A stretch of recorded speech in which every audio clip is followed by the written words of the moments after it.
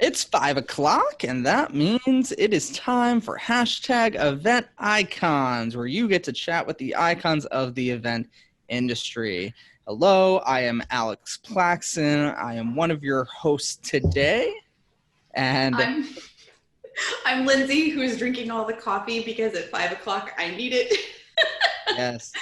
And today we're going to be talking about how the Americans with Disabilities Act impacts the meetings and why inclusion matters in events with our very special guest, who you may recognize. She's been on the show before, Tracy Stuckrath. So let's get to it. It's Wednesday at 5 p.m. Eastern, so you know what that means. It's time for another episode of Hashtag Event Icons. Presented by Endless Events. The show where you get to ask the icons of the events industry anything. Just go to www.event-icons.com to ask questions. Our iconic guests will answer them live during the entire show. Before we get started, the more people we have watching, the better the conversation. So please help share Hashtag Event Icons on Twitter, Facebook, and LinkedIn. Just tell your friends to watch at www.event-icons.com. Now, without any further delay, this is Hashtag Event Icons. Tracy is the founder. Yes, I'm giving your bio. Tracy is the founder and chief food officer of Thrive. She helps organizations worldwide understand how food and beverage affect risk, employee well-being, company culture, and the bottom line. Tracy works with organizations to create safe and inclusive food and beverage environments, which is something new that I personally now appreciate more than ever before. For event participants, employees, and guests, I'm sure we will be talking about that, as Tracy and I have both been at some events recently together. But yeah, I'm very excited about this topic. Before we dive into the topic, though, we always like to ask our guests a few questions, getting to know them. In your case, you've been on the show before, so we're not going to ask our typical questions. If you want to hear how Tracy got involved in the events industry in the first place and what she'd be doing if she wasn't in the events industry, please refer back to some of her other episodes. But I think Lindsay has a special question she wants to ask. I do. I feel like it's funny because Tracy has been at nearly every event that Alex and I have been at for the last 6 to 7 weeks. So she's always she's like the weekly check-in with Tracy today. But, one of the things that we haven't talked about, even though we're all on airplanes, is what is the craziest travel story that you've ever had? That I've ever had. Ever done. See, this is why I need the coffee. I can't make the words work together. No, that's okay. I think I'm going to jump back to when I was 14. I know my parents would probably be mortified that I tell this story all the time, but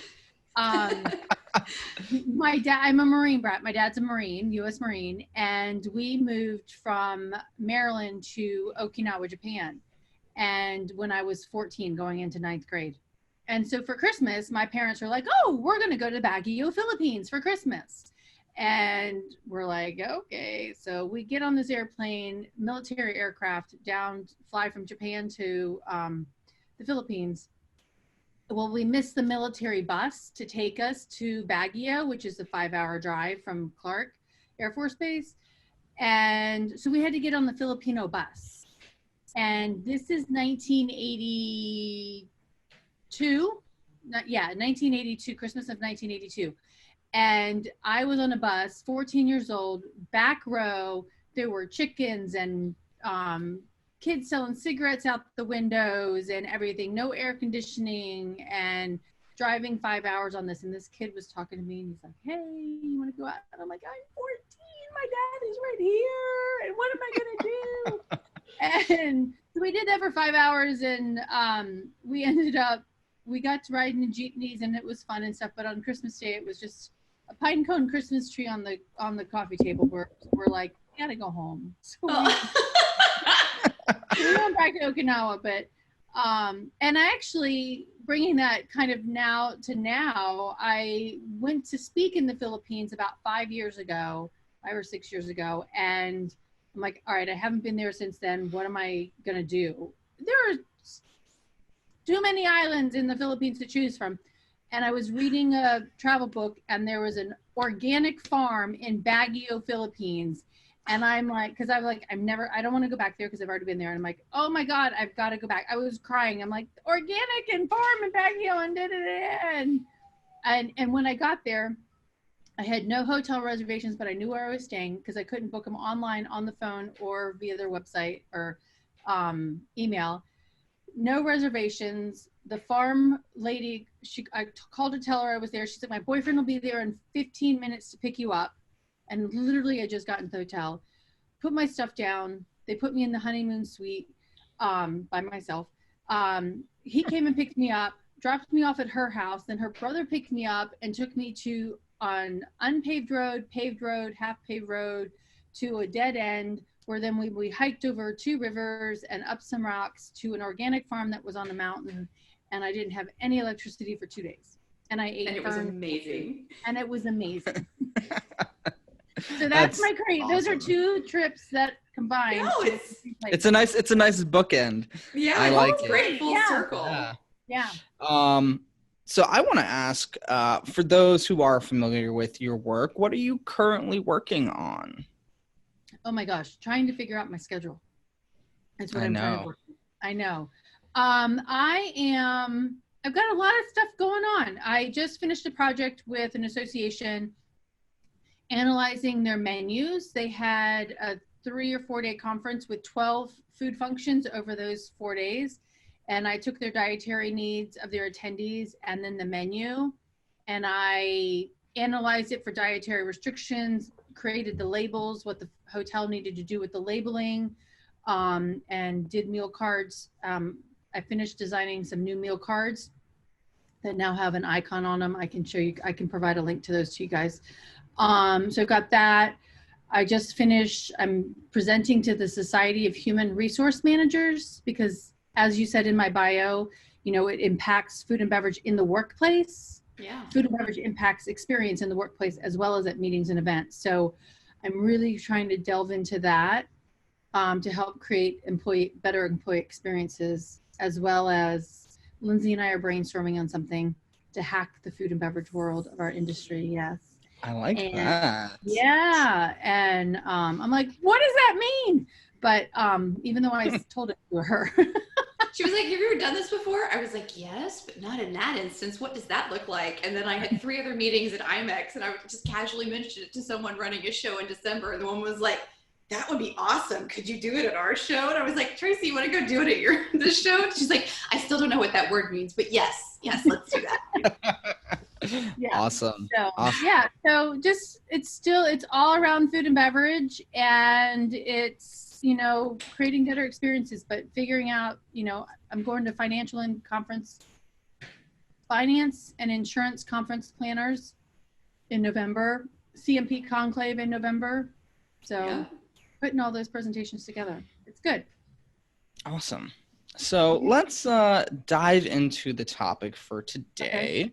Okay. For those who are unaware, what is the American with Disabilities Act? The Americans with Disabilities Act was created in 1990 to provide equal access for people who have disabilities into government facilities, into places of public accommodation. It's so that every American has equal access to everyday life. You know, think about going into a building and, you know, there's ramps now that, you know, to get into a building if you're you're in a wheelchair or in a walker, or like my dad uses them because he's uses a cane, and a variety of things. So it's to provide equal access across the board for everyone. And it's, you know, it's been around for almost 30 years now, right? Is that right?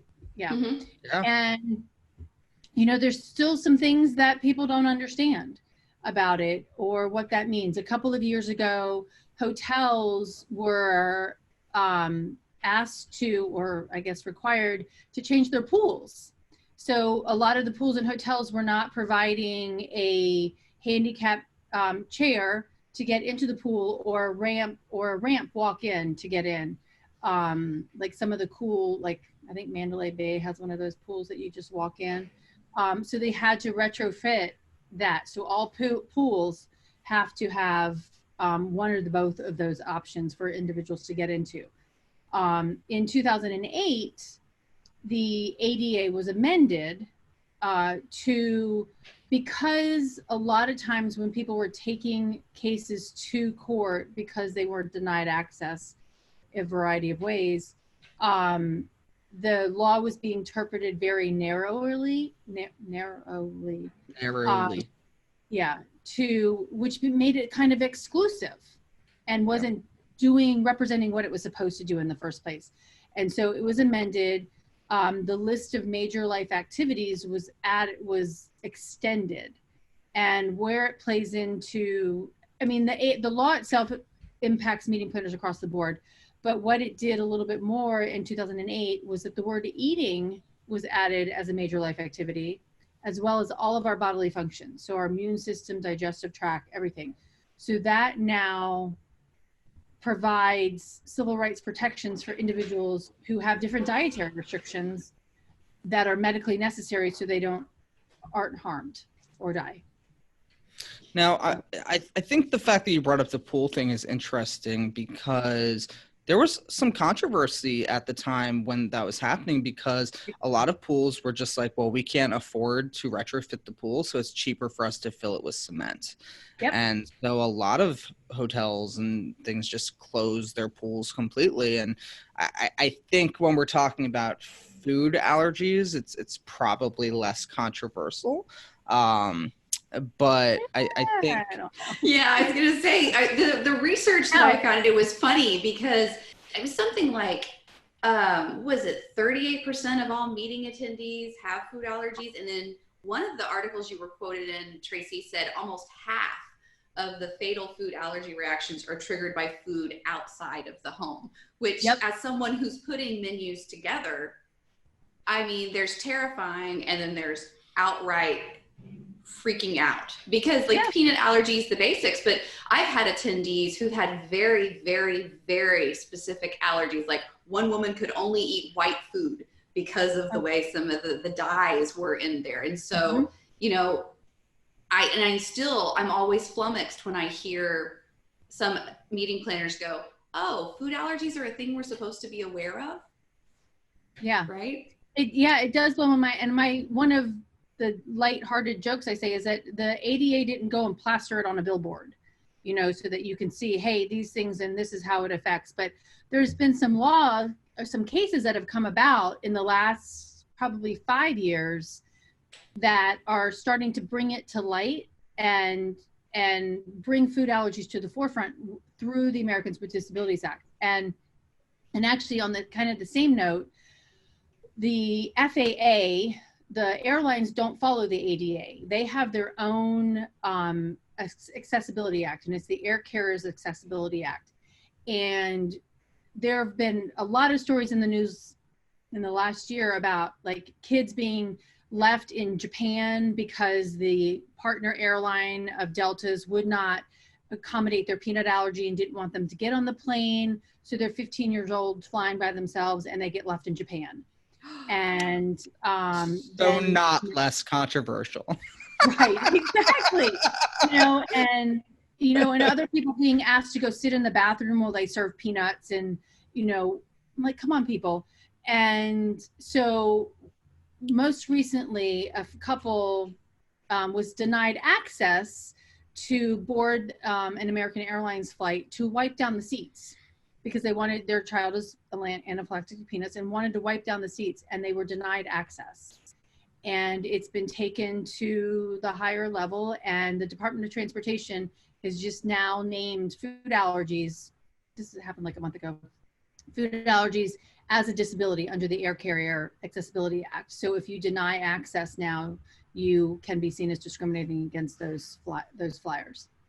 So wow. I feel like there needs to be a checklist, because it's always interesting. Like we still have vendors when we work with, what to me seems like should be basic human right understanding. If you are building a registration desk, you need to have it for the people who are able-bodied, and then you need to have it for the ones who are coming in, whether they are wheeling or of a different height. And like that still becomes a conversation with some of the contractors we work with, as well as just thinking about accommodations for size and food. So is that something where ethically, is it by law they have to do this? Like, is it every given point in time, there's places where, you know, we know where as an event planner, our compliance lies, or has it become more of an ethical issue depending on the ruling of the law? Does that make sense? It does. And I think it's both. And there are some websites out there which I can provide links to as well on how to create accessible events. And I was in Florida last month presenting, and I actually have been in a sling. You guys saw me. I had shoulder surgery, and when I travel now, that's about as high as I can get it without help. In a sling, and they needed me to sign the document on the desk, and I looked to the right, and there was the lower desk for me to be able to do that, so I could actually sign it with my right hand in the sling. And we do have to pay attention to that. I mean, a couple of years ago, I met my friend Elisa, who you guys need to have on the show later on. But we were at a conference, and she's in a wheelchair based on a car accident that she was in, and took her 2 elevators and going to the back of the house of the hotel to get to the meeting space where we were having food and beverage and the exhibit hall. And then her being able to access the tables. You know, where's somebody to help somebody with the food, getting the food off the buffet, getting to that space. And this blew my mind, is that she came down there and every 72-inch round table had 10 chairs around them. So there was nowhere for her and her friend, who was also in a wheelchair, to roll their chairs up to a table. And so they asked the hotel, hey, can you remove some chairs? Well, they removed all of the chairs from one of the tables. So they were basically sitting by themselves. And so I pulled up a chair. I'm like, hey, can I pull up a chair and have lunch with you? And that's what prompted my whole conversation. And now I talk about her all the time, and I'm actually studying to become an ADA coordinator so that I know the ins and outs of the ADA system from websites. And that's a whole nother ball of wax. That's a huge one. Yeah, we were talking with Cadmium earlier, because the ADA Act actually, it affects the way you market the events. Like, is it accessible? And there's 3 different levels you have to have. And it's something where I think most places are like a level 2 compliance, but even then it's still pretty basic. But going back to your friend, she's an event planner. It's not just that she attends events. She actually runs them too, right? She used to. Now she's just a speaker. She actually used to travel the country working at festivals, setting up theater programs for kids at these festivals. And she was on the way to one, and her car jackknifed in the winter, and she got hit by an 18-wheeler. So the fact that she's alive, to tell the story and to communicate this message about empathy that she does, and doing ADA, and is just really, to me, so empowering, and how we have to think about it differently. And it's opened my eyes up a lot.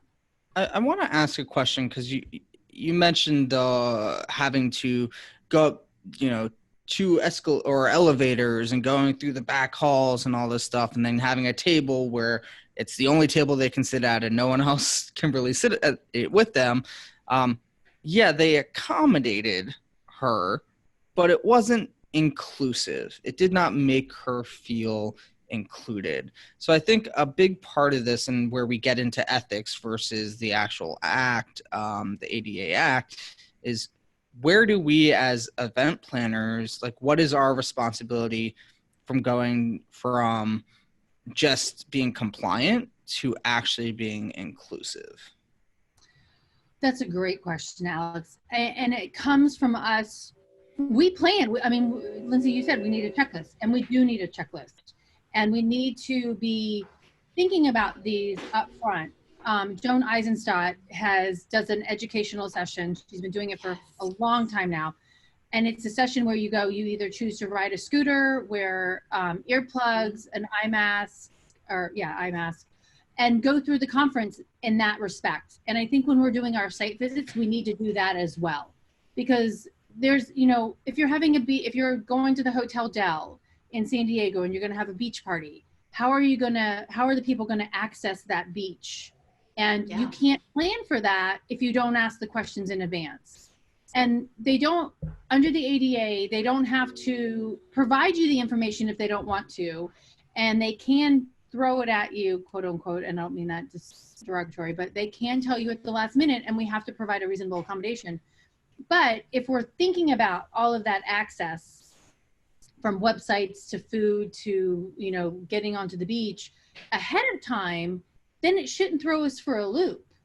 And we should be able to already be thinking about how to be inclusive in that way, because it does make you feel like, hey, they didn't think about me and they don't necessarily want me to be here. And right. That's the last thing that we want. I mean, there's one lady that was at a speaking session with Tyra Hilliard and I a couple of years ago, and one of her attendees is allergic to pepper, black pepper, or pepper in general, and the executive director of her association said, yeah, we're not going to accommodate that. And I had Tyra handle the legal side of that conversation, and I'm like, does that member mean anything to you? Did she sit on your board? Does her membership fee account for something in your membership dollars, financially wise, or does she provide good input for her as a person? And then what about her registration to the conference? Do you not care about that money that's coming in, or her contributions to what she can bring? Because if that, then just let it go and just be a schmuck. But no, I think you absolutely hit the head of the nail right there, because it's not only does she bring money, does she bring value as a contributing member of the association or the staff, it's from a human perspective, it's like the golden rule, treat others the way you want to be treated. If you wouldn't want to be treated that way and not made to feel that way, because we can accommodate them, even if we do provide the ramp, but we're still putting a space there where it spotlights the disability or it spotlights the difference. And so there's still, like, all the experiences, we put a lot of glitter around the attendee experience, but at its core, this is one of those fundamental elements, aside from the fact of, do they bring you dues? It's, do they feel like you've created a place where they can celebrate the reason they came and, are getting community business development? Are they getting out of it? It's not about what are they bringing to us, but are we giving them what they came for in a way that celebrates them, no matter who or what and how they are? Sorry, I'm like, so angry when I hear Edie's talk that I way. know. Well, and I mean, they're coming to learn, they're coming to network. And when you make them feel excluded in whatever way you do it, their company's losing money, their company's losing time and productivity. Your community is losing their input and their forethought, or whatever it is, their contribution to your community of, sledgehammer drivers, whatever it is, that's you're just playing a disservice to them and to your community. And it's just crazy. I mean, I can think of 3 events. I just was on the road for 4 weeks. I went to 5 conferences pretty much back to back. And I can think of at least 3 where I felt at one point not included or, treated differently than other attendees, because as of about 6 weeks ago, I was diagnosed with celiac. So this is something new for me. It's something I'm now just starting to understand. And, I've been gluten-free for probably a month, but at the first event, there was fish tacos at the reception. I was like, oh, well, I can have the fish because the tortilla was a flour tortilla. But I asked, I said, the fish laid out. I said, is there any breading or anything on the fish? Is this gluten-free? And the person looked at me like I was crazy. Like, it's fish. Of course it's gluten-free. And I was just like, you could have said that without the attitude. Like, I'm asking for a reason, and and I was able to eat, but like it was that experience with that staff member that made me feel not included, right? So it's not even just having gluten-free food, but also making sure that your staff is trained, right? So that like was incident number one. Incident number two, at another event, they had food for everyone to buy, and they had way teeny tiny corner up in the corner of the place. at like in the corner, hidden away at the convention center, was a little tiny sign that was like special meal needs, pick up here, which like I wasn't even made aware of until Lindsay happened to be sitting by the sign at a table in the hallway and being like, oh, did you know this was over here? I'm like, no. And when I had asked the info desk to tell me how to get there, they didn't even know where that was. And that's their info desk. And they've had it in the same place at that event for 4 years. Like, it's not an unknown thing. It's always there. Yeah, wow. But like I didn't know about it. This is the first year I've needed it. I've been to that event 3 times before. But then they did have other food options for you to purchase. Like they had a poke bowl stand, and you picked out the ingredients you want in your bowl, and it seemed like it would be gluten-friendly or gluten-free friendly. But they had no signs, and I knew that. So I happened to know that soy sauce is not gluten-free. But had I not known that, it was in a bowl. It was unlabeled, and they had like 10 sauces to choose from. And I was like, I have no idea which one of these are soy sauce based. I don't know what might have hidden gluten in it. And I asked, and the person was like, I don't know. Right. Mm-hmm. And then another event, it was a seated meal, and I asked for gluten-free. The meal was grilled chicken with mashed potatoes and beets, which seems like there shouldn't be hidden flour anywhere. And I just made the server aware that I needed a gluten-free meal. And she came back and she said, we don't know if it's gluten-free. There may be flour on the chicken. So we don't actually have any gluten-free meals, but we brought you the vegan meal. Well, a vegan meal is not even necessarily gluten-free. Very true. So it's like, I don't even know if I had gluten in that meal. And the vegan meal was a bowl of zucchini noodles, which was not appetizing for me. Like I would have much rather had the chicken with mashed potatoes and beets. Like there's no reason you needed to put flour on the chicken. Like right. I don't think anyone would have missed it. So it's 3 incidents in the matter of a couple weeks at 3 different events where I felt not included. Right. Well, and like going through the menu that I mentioned earlier that I was analyzing, you know, she gave me the list of the items that were on the hotel menu.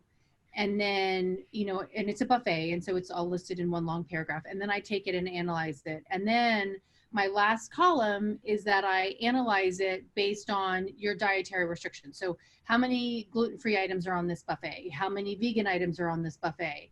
And there were buffets that the vegan was eating condiments. And, you know, and there was nothing gluten-free. And her event was just last week.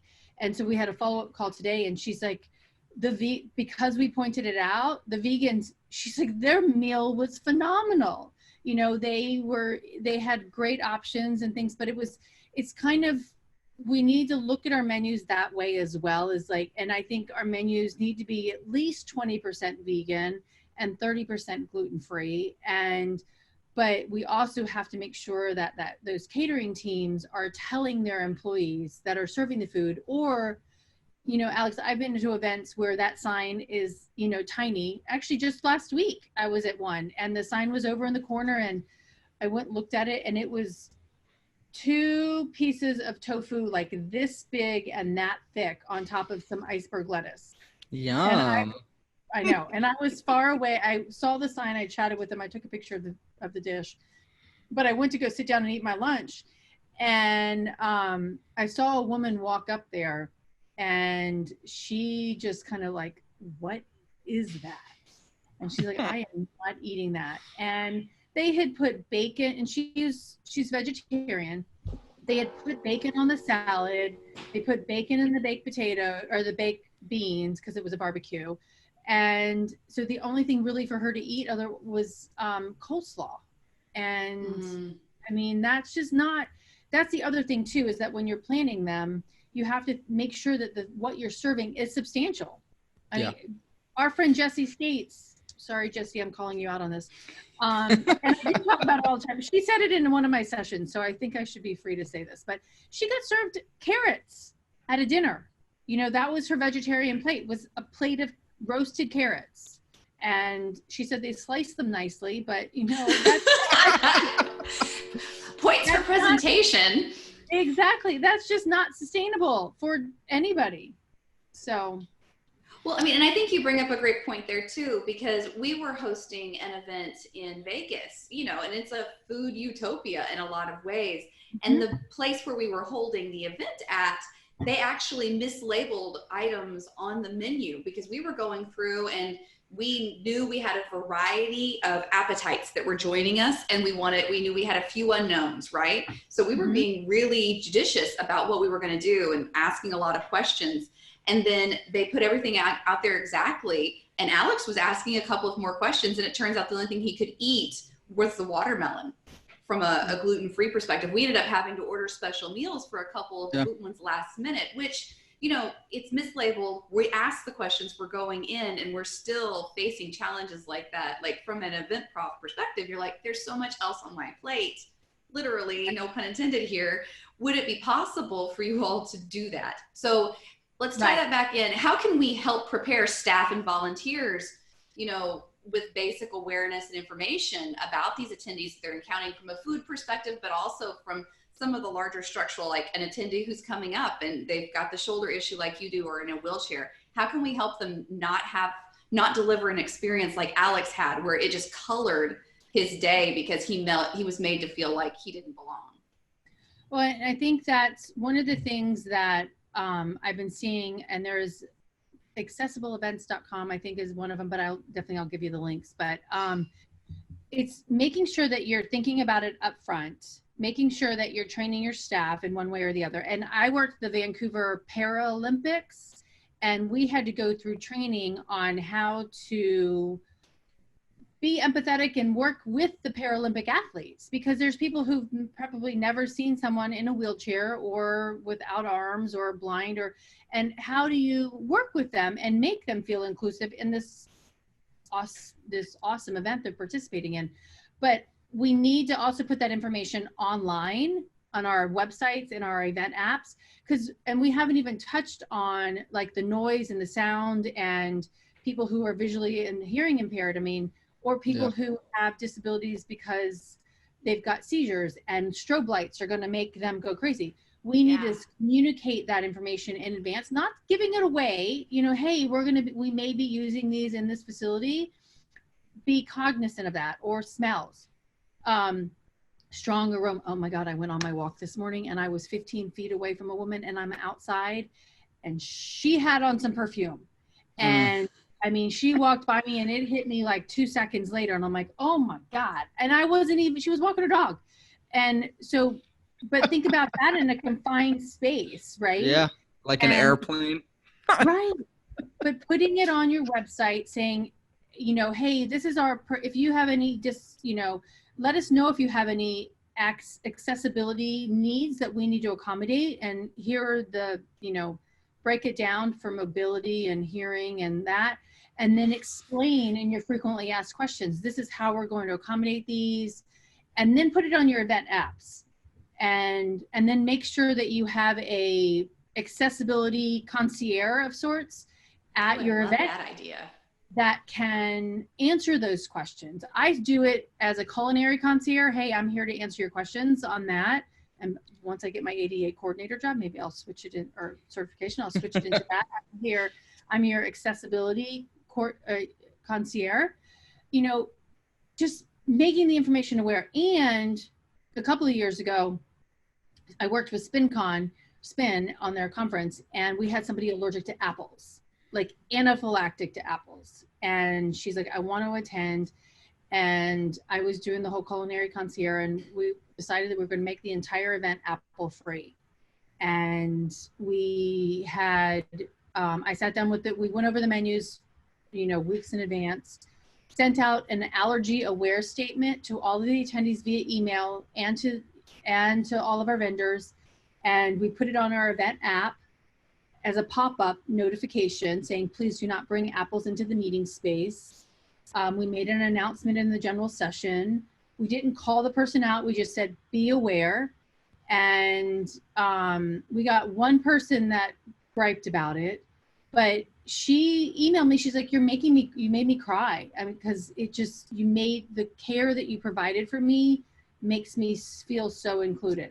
So. Well, that gets into the marketing thing, right? Like, how do you turn someone from an attendee into like a lifelong fan of your event and an advocate for your event? Like, come on. There was one client that or a friend of mine, her client, it was a vegan event, and one of the vendors accidentally served a nut that was coated in something that was not vegan.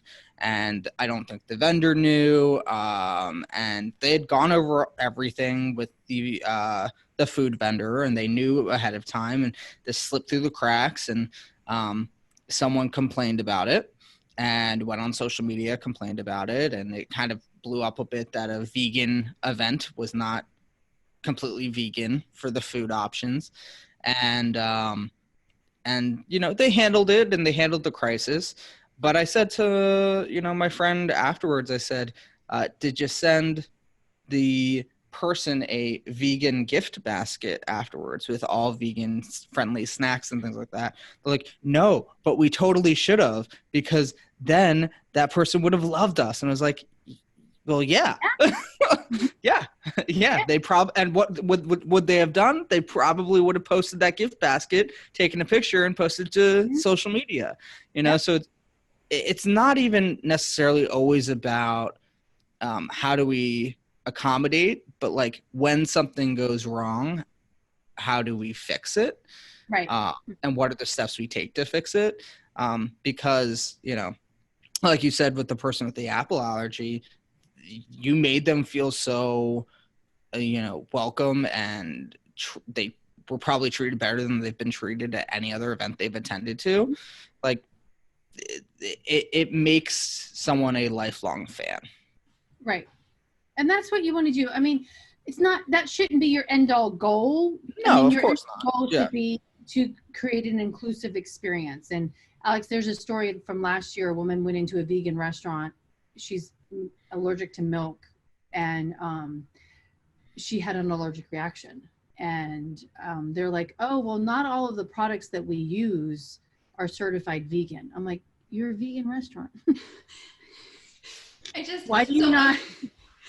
So where does that line of compliance then? So I'm using vendors, and you're a certified vegan vendor, or, a certified gluten-free, certified halal. Where does the compliance come from an event prof perspective, so that I can say without a shadow of a doubt to my attendees, these vendors are this? And if something like that happens where we have an incident, or we don't, but someone just complains, like in Alex's instance, how do we come back in and mitigate that with the vendors so that they know there are clear consequences for misinformation? And I think that's, I can send you a link to some contract clauses that Tyra Hilliard and I have worked on, that saying, put that up front, saying this is what we expect of you in your contract. And then if anything happens, or you've breached this contract in whatever fashion, then you can be seen negligent, and,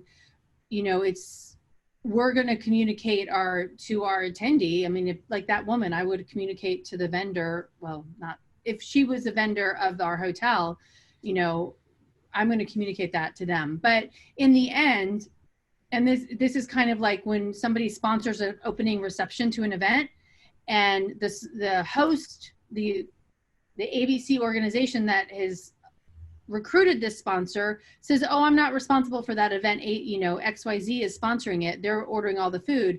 I don't have anything to do with it. I'm like, you do, because you signed a contract with that sponsor, and it's still your brand. So don't skirt the fact. You need to be communicating the dietary needs of your attendees. You should have a food and beverage accessibility. You should have an accessibility clause across the board that all of your vendors must adhere to as well. That so they all know where you stand, so that because I'm like, if I'm sponsoring an event and somebody gets sick or somebody can't access it and they go on social media, I mean, that's your brand as well that is at fault. And I wouldn't want to, especially in our industry, I'm like, hey, where am I? Tracy Stuckrat's house is not accessible, I mean, I don't want that bad brand. Right. Yeah. So. Now, what about like past hors d'oeuvres? Like, what about signage in general, right? Like, I see signage on buffets a lot now, but like, I don't think I've ever seen sign on like a past hors d'oeuvre. A couple of the conferences I was at had past hors d'oeuvres. I didn't see a single sign. I know that my stepmom has had an incident before. She's vegetarian, and my dad always makes sure that she's had enough food to eat at receptions and things that they go to at conferences. He'll always make a dinner reservation, and he'll check in halfway through and say, is there enough for you to eat here? Should we keep the reservation for dinner afterward? And so one time he was doing this and she said, no, it's been great. They've been passing around this bruschetta. And he goes, oh, I haven't seen that. Let me know next time you see that. I definitely want to try it. And she's like, yeah, it's so great. And turns out it was not bruschetta. It was steak tartare. Oh, no. Yeah. So she was sick for quite a while after that incident, but no one told her, nothing was labeled, and it looked like bruschetta. So, like, what is the compliance as far as like labeling food? There is none. In the US, the FDA regulates what on prepackaged food. So like, pretend this is a bag of whatever, So in this listing here under the nutrition information, they have to list the ingredients, and that's where they're supposed to list any allergens, the top 8. So wheat, eggs, milk, tree nuts, peanuts, fish, shellfish, and soy. They have to label if that food contains that. But when it comes to going to hotels and restaurants, I have had more than a handful of chefs tell me we don't label unless the meeting planner asks for it. And you have to ask in a specific way. I've seen it, and I teach meeting planners, put it in your banquet event orders, and this is how I want it labeled, and get proof of that, that it's going to be done that way. But on the other hand, in the EU, 2014, EU 1169 was enacted that requires packaged and unpackaged food to be labeled so the consumer can see it.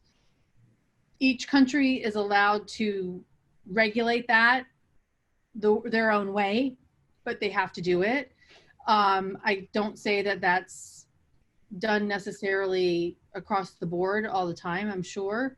I have had planners tell me that they've had really good experience there, but then I spoke at Site Scotland a couple of years ago, and the only person in the room that knew about the law was the caterer. None of the meeting planners knew about it.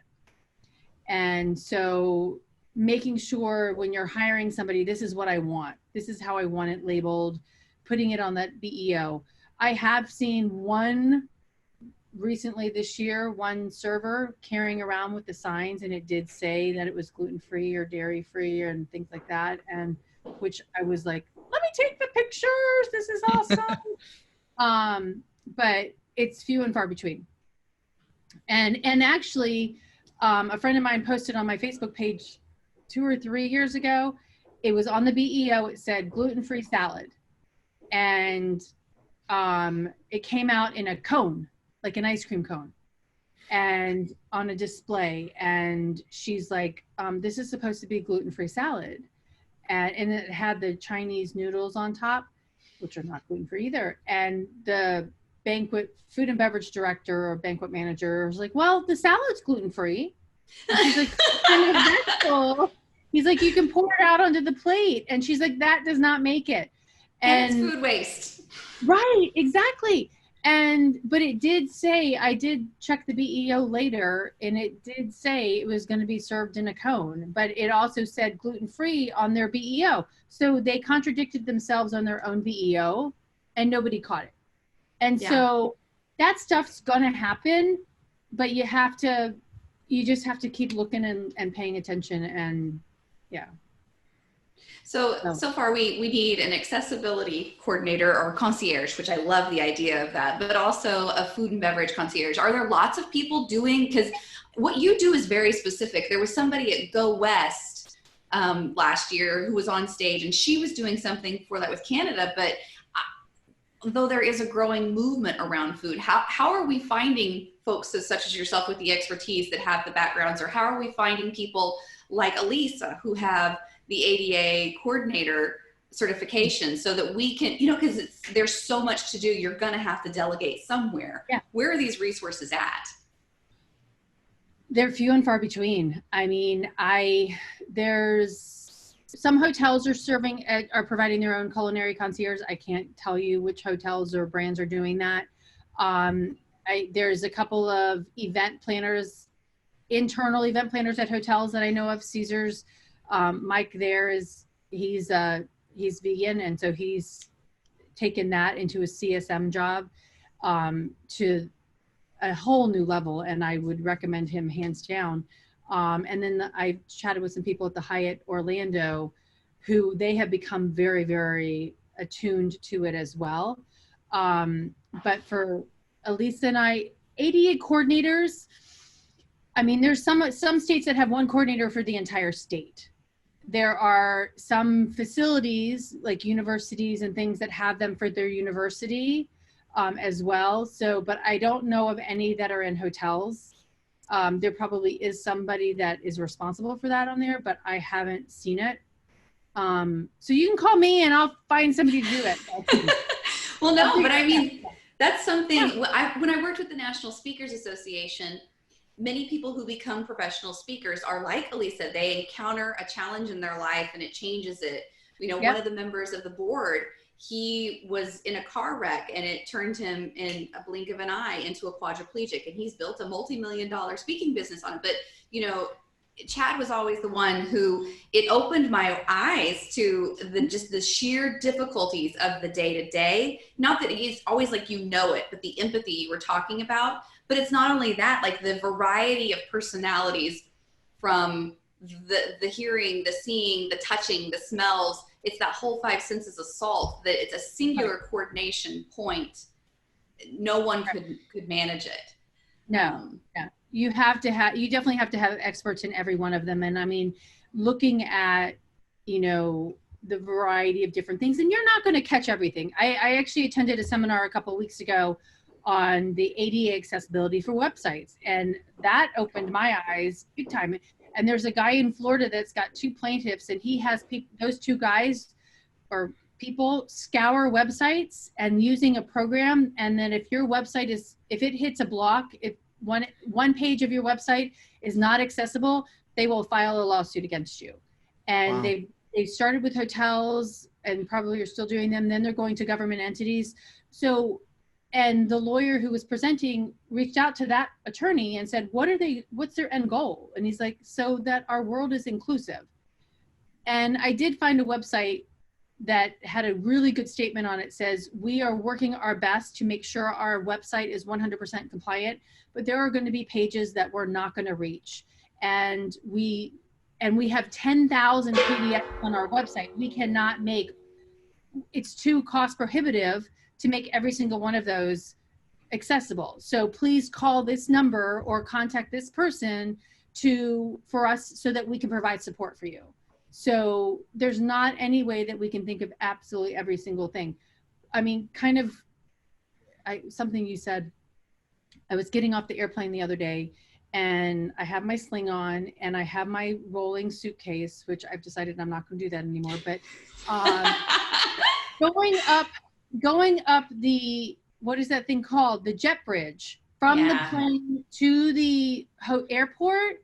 I am now bending down and rolling my suitcase with my hand, not the handle, but on the hard part, because going over the bumps. Yeah.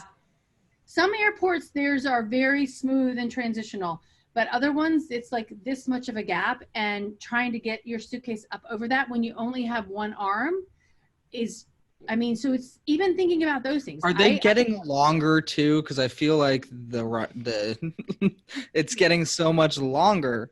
No, you're right. It's it's a problem. I think until you encounter an issue yourself, I think it's oftentimes very difficult to put ourselves in the shoes of these attendees, which is why I think what you said earlier about, when you're doing a site visit, take a moment, get on a scooter and ride around on the site visit, figure out what these experiences are really going to be like. Because if as an able-bodied, person who has none of these issues, if you don't appreciate the experience that someone's going to experience that's going to be different, you're going to be more likely to change it, right? I think one thing you said earlier is interesting. You mentioned about, the European meetings. The ADA is only applicable to the U.S. Right. What advice would you have for event professionals who are planning international events but want to ensure they're being inclusive and aware of these challenges in countries where attendees aren't necessarily protected by these laws? I mean, if you're a US-based planner, I would follow the ADA as much as you can in thinking about how you plan it in the EU or anywhere. I was in South Africa speaking a couple years ago, and there was an attorney in the room for the industry, and he's like, nope, you'd get in trouble if you didn't plan for them, and da-da-da-da. And I'm like, okay, well, that's good to know. And in the UK, there's the Corporate Manslaughter and Homicide Act of 2000 and such and such year. And it actually makes, if your employee travels for business or your company sends somebody to the UK and something happens to them and they die, the company is liable. They're not going to go after and look at the one individual person that potentially did it. The company itself, the entity itself can actually be done. So you have to think about this in general and just figure out how to do it. And excuse me, all that bubbly water. But sidewalks, I mean, try and access getting into buildings with sidewalks. And in Europe, you're going to have much older buildings. The sidewalks are not going to be, a lot of them are cobblestone. So figuring out that accessibility and how somebody's going to get from the airport to the building and things like that, you have to take those things into consideration and checking with those venues, what can you provide us, car service or whatever it is to help us do this. Well, even inside that's a great point, because I was talking to a Scottish DMC. We were talking about doing an event for Farnborough. It's an air show that they have every year in London, and then popping up and doing Highland Games. And he represents Gosford House, which is where they film a lot of historical, like Outlander and other things. And he was like, we had a group come in and someone was in a wheelchair and then someone else was blind. He goes, we didn't realize they were coming in beforehand, but because it's a historical property, they can't do permanent installations for ramps or anything else. So the door frames were wide enough that they could pull them, like pick them up and bring them through. He goes, but that would make, he goes, because it was a guy, he goes, I'm a big burly dude, but I don't know that I'd want another big burly dude picking me up and taking me through in this funny Scottish fur, right? And then he goes, and then for the other gentleman who couldn't see, he goes, the stairs were just too hazardous. He goes, so we basically had to do a mini installation for a ramp that allowed for it to come in. And then like they used to carry pharaohs around on, almost a litter, where they placed him on. And that was the thing through every single doorway. They had to have volunteer staff or staff available to carry them in and out. But giving the venue enough of a heads up that we have these, these are the types of attendees are coming, kind of like they do with, we'll use the Michelin starred restaurants. They have a list of everyone who's coming, the dietary restrictions, the able-bodied restrictions, and all of these different pieces. I think that the care that those types of, restaurants take with it is kind of very similar to the same piece of detail we should be bringing for ours, whether it's a 25,000 person citywide or a 15-person board meeting, though it feels very gigantic. Right. Yeah, definitely. And it's just thinking about it in advance. What if? And I remember when I worked for the Olympics and we had to sit through, well, what if a hurricane came? And we're in Vancouver. What if a tornado hit? Or what? I'm like, tornado can't, Vancouver doesn't get tornadoes, but with global warming and whatever, you never know. It's raining in the desert right now. And so we have to think about those what ifs. And that was a big joke when I was in high school. Well, what if I didn't brush my teeth for a week, or, you know, whatever. But thinking about those what ifs could be someone's life or death. It could be someone's, you know, inclusion or exclusion of, you know, experience that we have to think about. And again, we're not going to think of them all, but we can do the best that we can. And by talking about it on the website beforehand and making it just part of the status quo, I think sometimes people with disabilities don't say something because it's just one more way it sets them apart. And so by us as the person welcoming them to the party, right? We say, we don't care. You're part of the party. You're a part of the community. Tell us what's going on so that we can help make sure that the party is just as much fun for you. And we have to make it so that they feel comfortable telling us. Yeah. And then we can't go, you know, following GDPR just to make sure we are all all kosher with that, is that we don't go blasting the information out. We give it to the right, communicate to them that we're giving them to the vendors that we're using them their information so that we are providing them the best experience so that they're part of it. So one thing I wanted to ask as we're kind of wrapping up also is, I know, Tracy, you spoke to the MPI chapter here in DC earlier this year. And what we worked with you on is actually for that lunch keynote, working with you on the menu for it. And I believe we served a salad, and there were lots of different toppings that you could put on the salad, but no salad was already pre-made. Everyone made their own salad at the table. Everyone passed the ingredients, etc. And I think one of the key things about that you talked about was the inclusion that we don't have to make separate meals, like special meals for certain people, because in this way, everyone got the same meal, right? They could personalize it to their needs, but everyone got the same meal. And we were at the MGM in National Harbor, and I believe you worked with the chef on that kind of idea. But I think I'm not seeing a lot of that where everyone can get the same meal. And my mom's been gluten-free for the past 8 years, and she adjusted her recipes and makes an amazing apple pie, an amazing carrot cake, and no one would know that they were gluten-free. Yeah. Right? Like, there are options now for alternative flours and things like that. Right. And how do we go about getting to that point where, like, people start using these alternatives so that you don't have to have a special gluten-free meal because everything already is gluten-free, or, you know, everything is vegetarian, because now with Beyond Burger and all these other things, like, it's supposed to taste just like meat. You know, how do we get to that point? It's asking, it's pushing back, and it's asking. Like I said earlier, you know, chefs are not labeling unless planners ask for it. And, you know, Aramark and Sodexo, I think, just came out a couple of weeks ago saying they're introducing the Impossible Burger and the Beyond Burger. Not necessarily, it didn't mention any of the convention facilities, but it mentioned hotels or hospitals and schools and things like that. So hopefully it's moving that way. But the more we ask as meeting planners, as the people ordering the food, because in the US, we spend $54 billion a year on food and beverage. And, you know, we're required to spend, what, $100,000 minimum on food?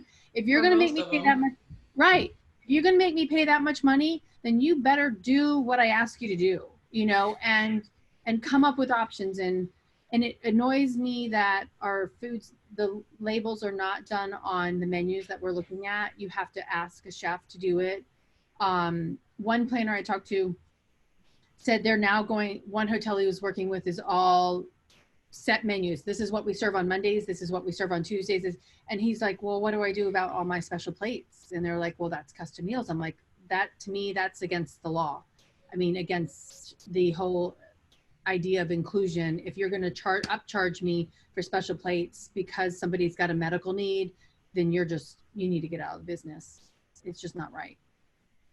So what's the one tip, if you could just pick one for event planners, that you would leave them with? Ask and request.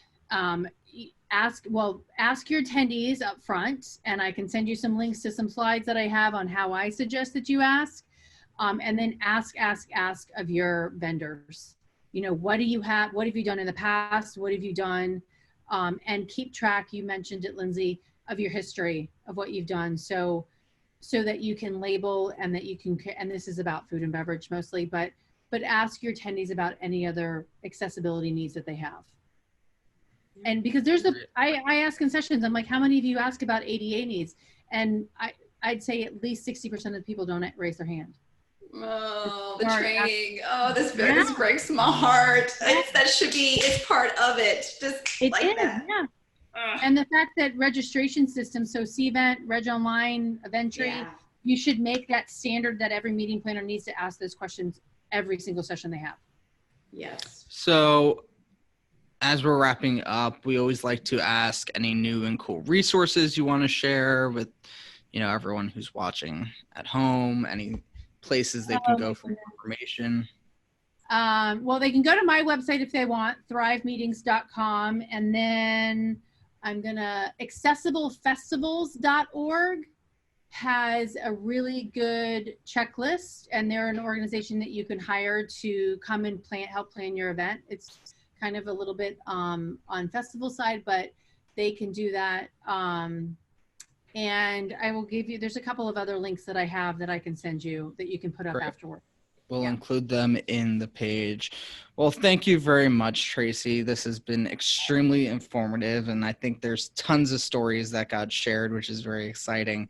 And you already mentioned your website. Is there any other place that people can get a hold of you or follow you online? On Twitter, I'm T Stuckrath, so TSTUCKRATH. I'm on that on Instagram as well. Facebook is Thrive Meetings Events. No and in the middle, just Thrive Meetings Events on Facebook. Great. Yeah. Thank you so much, Tracy. And thank you so much, Lindsay, for co-hosting today with me. As you all know, or if you're new to this, we record live each Wednesday at 5 p.m. Eastern. You can check out past episodes and this episode at www.event-icons.com. All episodes are available to follow on Tuesday on all your favorite podcast apps. But the best place to watch is live at event-icons.com. There you can see show notes, links to all the resources shared, and join the chat right there on the page. As always, we want to know what you think, so contact us on social media. Let us know who you want to see as a guest, what topics you want to see us covered. But that's it for this episode of #EventIcons, and we will see you next Wednesday at 5 p.m. Thank you. Thank you for joining us for another amazing episode of #EventIcons. To catch all the bonus content, resources mentioned, and an invite to our Facebook and LinkedIn groups, head to www.event-icons.com. Also, let us know what you thought about this week's episode. Share your biggest takeaway. Just tag your post with #EventIcons. We'd love to hear from you. Thank you again for joining us. We'll see you next Wednesday at 5 p.m. Eastern, right here on #EventIcons.